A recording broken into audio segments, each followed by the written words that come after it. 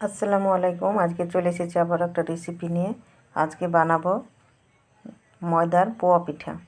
এখানে 1 কাপ মতো চিনি নিয়েছি আর একটু লবণ নিয়েছি, দিয়ে এখানে একটা শিরা তৈরি করে নেব। এখানে যখন শিরাটা ভালোভাবে ফুটে চিনিটা গলে গেছে একদম, তারপর ভালো করে ফুটিয়ে এটাকে নামিয়ে নিয়েছি। এটা একটু ঠান্ডা হোক, ততক্ষণ এখানে পোয়া পিঠার জন্য যে গোলাটা তৈরি করব সেটা তৈরি করে নিচ্ছি। এখানে 4 কাপ মতো ময়দা নিয়েছি আর যে শিরাটা তুলে রেখেছিলাম সেটা হালকা কুসুম ঠান্ডা হয়েছে, সেইটা দিয়ে এখানে নেড়ে চেড়ে ভালো করে এটাকে ফেটিয়ে নিতে হবে। এটা হাতের সাহায্যেও ফেটানো যায়, কিন্তু এখানে দেখুন তেল দিয়ে দিচ্ছি। একটু বেশি করে তেলটা দিতে হবে, কারণ পোয়া পিঠাগুলো ভালোভাবে ফুলবে, সেই জন্যে এখানে বেশি করে একটু তেল দিচ্ছি। এরপর এখানে একটা হাতার সাহায্যে এভাবে বাটিতে করে এক মাপের করার জন্যে একটা বাটিতে করে দিচ্ছি।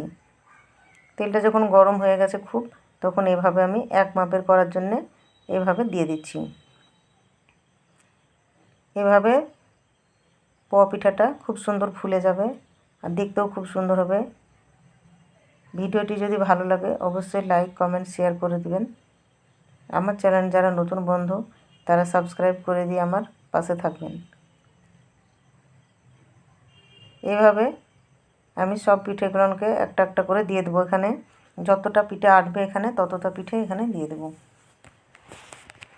দেখুন পিঠেগুলো ফুলতে লেগেছে, কত সুন্দরভাবে ফুলে যাচ্ছে। একবার বাড়িতে এভাবে ট্রাই করে দেখবেন, খুবই ভালো লাগবে খেতে। এটা ছোট বড় সবাই পছন্দ করবে খেতে।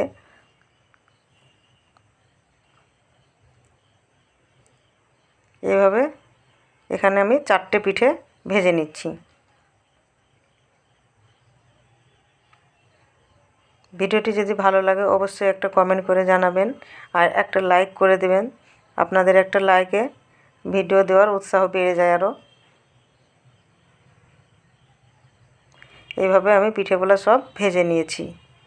পিঠেগুলো কত সুন্দর ফুলে গেছে দেখুন। ধন্যবাদ।